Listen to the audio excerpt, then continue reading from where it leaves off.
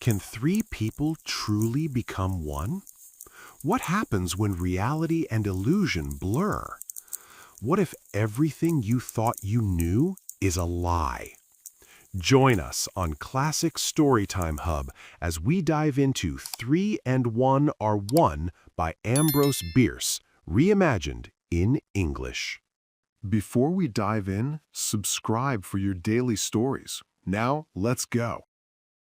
In 1861, Bar Lassiter, a young man of 22, lived with his parents and older sister on a modest farm just outside Carthage, Tennessee. Their lives were far from luxurious, small and unyielding soil, no slaves to call their own, and no grand social status to speak of.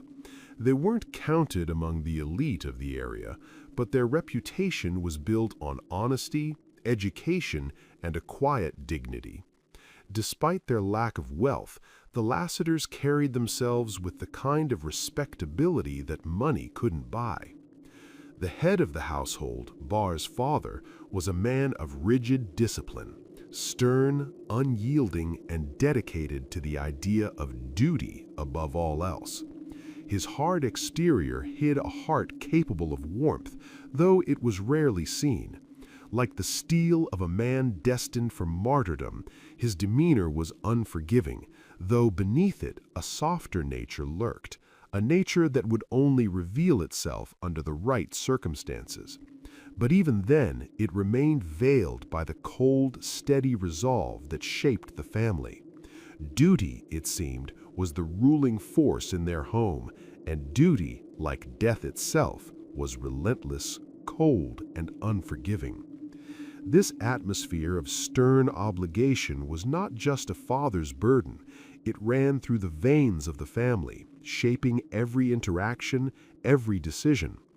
Their home, though filled with affection, was a fortress of duty, where love had to bend to the uncompromising weight of responsibility.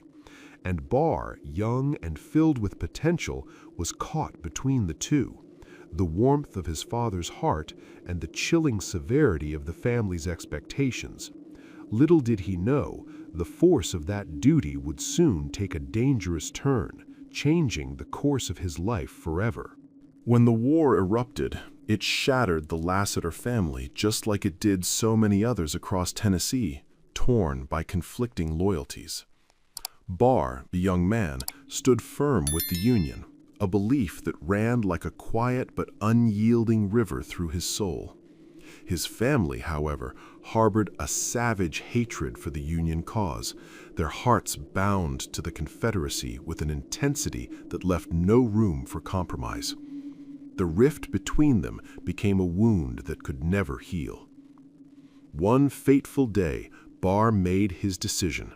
He would leave his home, the place where he had been raised, and take his chances in a world that had turned its back on him. He would join the Federal Army. His departure was marked by a chilling silence, no farewell, no kind words, not even the smallest gesture of goodwill.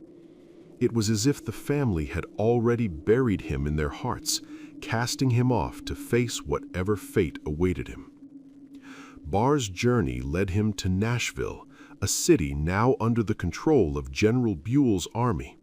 There, he enlisted in the 1st Regiment he could find, a Kentucky cavalry unit, and soon he was no longer the naive farm boy who had left home. He transformed. From raw recruit to seasoned trooper, Bar proved himself worthy of the military life, though few would hear of his feats firsthand. The details of his bravery were passed down by the comrades who survived the battles with him. But, as all things must, Bar's story came to an end. When the time came for him to answer the call, he stood firm. He answered "Here" to the sergeant who called his name. And that sergeant, well, his name was Death. 2 years after Bar had donned the uniform, his regiment found itself passing through the very land where he had been born and raised. The region had borne the brunt of the war's fury, ravaged by the constant tug-of-war between the warring factions. The blood of countless soldiers had been spilled in the very fields around his family's home, yet Barr had no knowledge of this. As his regiment set up camp near his childhood home, Barr was struck by a powerful urge, a longing he couldn't deny. Perhaps, he thought, time and distance had dulled the sharp edges of the bitter divisions that had once torn his family apart. He hoped with every fiber of his being that they had softened as he had softened. With a heart full of hope, he secured a brief leave of absence and set off in the late summer afternoon. The full moon hung low in the sky, casting long shadows as he walked up the gravel path that had once been the gateway to his childhood. The same path now seemed so distant, so much had changed in him over the years. In war, time bends and distorts. Barr had aged, not just physically, but in ways that time itself cannot measure. He felt older, too old for his years, and almost expected to find his family's home in ruin, abandoned to decay by the ravages of conflict. But as he approached, nothing seemed different. The familiar sights and sounds of the place filled him with a profound sense of nostalgia and emotion. His heart hammered in his chest, each beat loud enough to drown out everything else. He hadn't expected to feel so deeply, so quickly. His throat tightened with the weight of unspoken words, and his footsteps grew faster, nearly turning into a run. His long shadow stretched ahead of him, struggling to keep pace, distorting with every movement, a haunting reminder of what had been and what might still be. The house stood in darkness, the door left ajar. Barr paused, his heart heavy with uncertainty, as he drew near and tried to steady himself. It was then that his father appeared in the doorway, standing motionless, his figure stark against the moonlight. Bareheaded, he looked every bit the stoic man Barr had remembered, and yet there was something cold in his gaze, something that sent a shiver down Barr's spine. "Father!" Barr called out, his voice trembling with hope as he reached forward, his hand outstretched. "Father!" But the response was a silent one. His father's eyes locked onto him for a brief moment, their intensity piercing, before he turned without a word and disappeared into the house. The coldness of that moment crushed Barr's spirit. He stood frozen for a heartbeat, his chest heavy, the bitter sting of rejection seeping into his bones. Every ounce of pride he had fought for, every belief in reconciliation shattered in the space of an instant. Hurt, humiliated, and overwhelmed by the weight of it all, Barr sank onto a nearby rustic bench, his head resting in his trembling hand. The warrior in him recoiled at the idea of surrender, though. He had faced much worse in battle, and this would not be his defeat. He would not let it be. With a deep, determined breath, he stood up and pushed through the door, stepping into the house. The interior was dim, illuminated only by the faint light from an uncurtained east window. The silence in the room was suffocating. In the corner, by the hearth, sat his mother.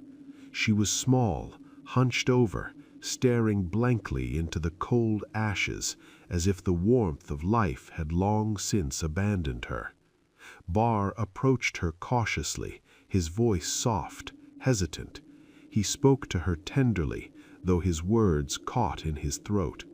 He searched her face for any sign of recognition, any flicker of emotion, but there was nothing. She neither spoke nor moved. She was as still and as cold as the fire that had once warmed the room. It dawned on Barr that his father must have informed her of his return. How else could she be so unmoved? But before he could move closer, the sound of footsteps broke the stillness. His sister appeared, her eyes meeting his for only a second before she passed him without a word. Not a gesture, not a glance of welcome, nothing. She left the room with the same cold indifference, vanishing through a door behind him. Bar turned, watching her go, his heart sinking even further.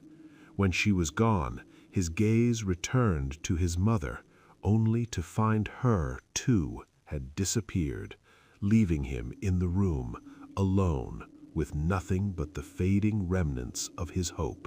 Bar Lassiter's steps were heavy as he made his way back toward the door, the one through which he had entered just hours earlier, only to have his heart torn apart. The moonlight on the lawn flickered, as if the ground itself was a sea of ripples. The trees loomed, their long black shadows swaying like restless specters in a ghostly breeze. Even the gravel path felt unsteady, the stones shifting beneath his boots as though they too had lost their purpose. Bar knew well the tricks the mind could play when burdened by emotion, how reality could bend and twist through the veil of tears. He could feel the moisture on his cheek, could see the shimmer of them caught in the dim light of his uniform. The pain, raw and jagged, settled deep within him. There was no escaping it. He turned and left the house behind, his spirit heavy as he walked back to camp. The next day, driven by a vague, unsettling impulse he couldn't quite understand, Bar found himself heading back toward the same place. His thoughts were a chaotic swirl, no one emotion, no clear direction to his actions. As he neared the spot, he crossed paths with Bushrod Albro, a face from the past, an old playmate, a school friend. Albro, now a fellow soldier, greeted him with an easy smile. "I'm going to visit my home," Bar said, his voice low and uncertain. Albro paused, his eyes narrowing just slightly, but he said nothing in response.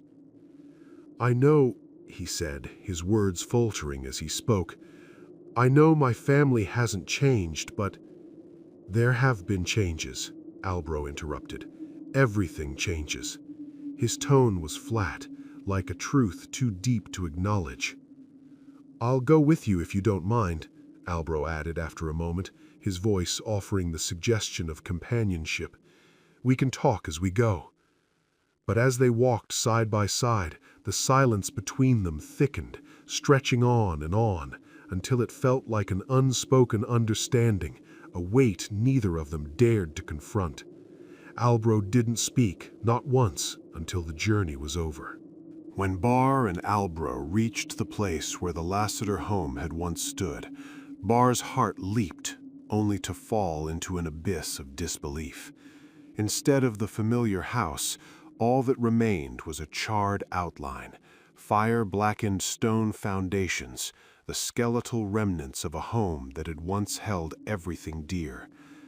The ground inside the perimeter was nothing more than compacted ashes, pitted and scarred by the rains, as if the earth itself mourned what had been lost. Bar stood frozen, his mind struggling to comprehend the scene before him. His voice was barely a whisper when he finally spoke. I didn't know how to tell you." Albro's voice broke through the silence, as steady as it was sorrowful. "The house, it was destroyed. A federal shell hit it during the battle last year." Bar's world seemed to crack, the words echoing hollowly in his mind.